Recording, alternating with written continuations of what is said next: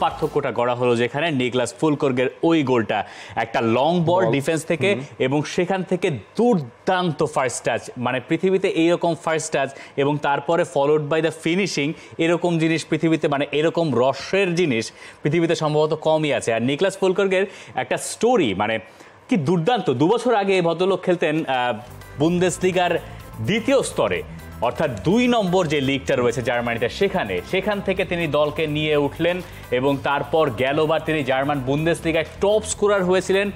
তিনি আবার গিয়ে এই চ্যাম্পিয়ন্স লিগের সেমিফাইনালের মতো জায়গায় গোল করলেন, গোল করে দলকে একটা লিড পাইয়ে দিলেন। যদিও তিনি ব্যবধানটা 2-0 করতে পারতেন, সেকেন্ড হাফে তার কাছে একটা দারুণ সুযোগ এসেছিল, ওপর দিয়ে উড়িয়ে মেরেছেন। আরও কিছু সুযোগ বরুসিয়া ডর্টমুন্ড পেয়েছে, যেমন ইউলিয়ান ব্রান্ড, মার্সেল সাবিৎজার, ইউলিয়ান ব্রান্ড সবাই সুযোগ পেয়েছেন এবং বরুসিয়া ডর্টমুন্ড হয়তো এই ম্যাচে 2-0 এগিয়েও থাকতে পারতো। আবার উল্টোটাও বলতে পারেন, যদি কিলিয়ান এমবাপে, আশরাফ হাকিমি তাদের শটগুলো বার পোস্টে না লাগতো তাহলে হয়তো পিএসজিও ম্যাচে কিছু একটা নিয়ে ফিরতে পারতো। দেখেন ফার্স্ট হাফটা আপনি যদি, আমরা পুরো ম্যাচের একটা স্ট্যাট দেখছিলাম যে শটস অন টার্গেট বরুসিয়া ডর্টমুন্ডের ছিল 4টা, সেই 4টা কিন্তু ফার্স্ট হাফেই, মানে ফার্স্ট হাফের 5টার মধ্যে তারা 4টাই অন টার্গেট রেখেছিল এবং পিএসজি যে এই ম্যাচটা কোনো কিছু করতে পারেনি, আপনি ওই ফার্স্ট হাফটাও যদি দেখেন সেখানে তাদের কোনো অন টার্গেটে তারা কোনো কিছুই রাখতে পারেনি। দেমবেলে 2বার সুযোগ পেলেন, 2বারই পোস্টের অনেকটা উপর দিয়ে মেরেছেন। তবে এই জায়গায় সাবিৎজারের একটা বড় রোল আছে, তিনি ম্যাচটা যেভাবে আসলে কন্ট্রোল করেছেন মিডফিল্ডে। শুধুমাত্র সাবিৎজার নয়, সাবিৎজারের কথা রাখেন, ইনজুরিতেও তিনি ছিলেন, সাবিৎজার তো এই দলটার ইম্পর্টেন্ট পার্ট। আমরা জেডন সানচোকে হয়তো এখনো পর্যন্ত মেনশন করি নাই, মানে সেকেন্ড হাফে তিনি যে পরিমাণ সুযোগ তৈরি করেছেন, ফার্স্ট হাফে মোটামুটি, সেকেন্ড হাফে আরো ভালো করেছেন। তার আগে সাবিৎজারের শট আটকে দিয়েছেন গোলকিপার। এই ব্যাপারগুলো যদি আপনি একসঙ্গে করেন তাহলে বরুসিয়া ডর্টমুন্ড আপনি দুটো জিনিস পাবেন। একটা হচ্ছে তাদের ঘরের মাঠের যে শক্তি, আমরা ম্যাচ শুরুর আগে অনেকগুলো ভিডিও দেখছিলাম না সোশ্যাল মিডিয়াতে, যে একেবারে হলুদ জার্সি পরে কিভাবে সবাই চলে যাচ্ছে, কি অদ্ভুত একটা ব্যাপার।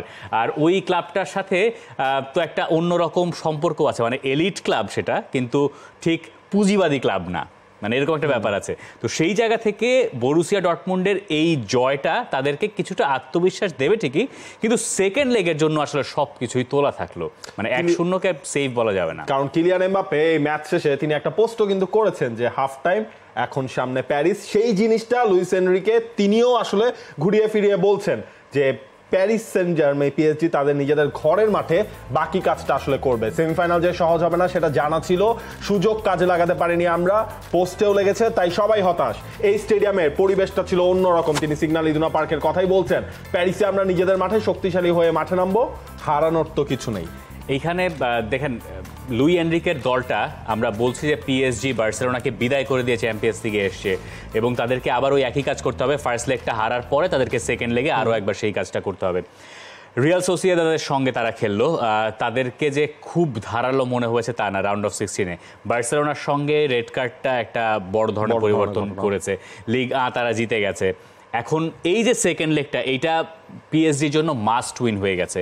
আর তাদের যে দুর্বলতাটা সেটা মোটামুটি সবাই এতদিনে জেনেও গেছে, সেটা হচ্ছে লং বলে তাদের দুর্বলতা। রবার্ট লেভানডস্কিকেও দেখেছি আমরা যে জাভিয়ের হার্নান্দেজ ওই লং বলে খেলিয়েছেন পিএসজির বিপক্ষে, ওই একই কাজ বরুসিয়া ডর্টমুন্ড করেছে, তারা সাকসেসফুল হয়েছে ফার্স্ট লেগে।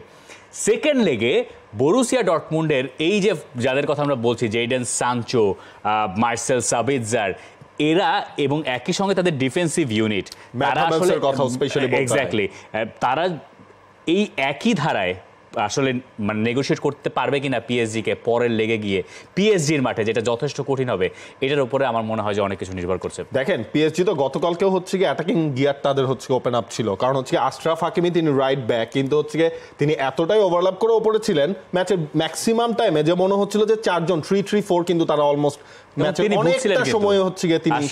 বেশ কয়েকবারই ভালো ভুগেছেন, মানে তাকে পুরোটা সময় দৌড়ের উপর থাকতে হয়েছে। পিএসজির জন্য এই হারটা সবকিছু শেষ না, চিন্তাও কিন্তু আছে লুকাস হার্নান্দেজের ইনজুরির পরে এবং তারপরে চেঞ্জ। লুকাস হার্নান্দেজের অবস্থা দেখে যা মনে হয়েছে পরের লেগ খেলাটা বোধহয় কঠিন হয়ে যাবে। For more updates, subscribe to our YouTube channel and click on the bell icon. Follow us on Facebook and Instagram. Download T-Sports app to enjoy exciting games and highlights. Visit tsports.com.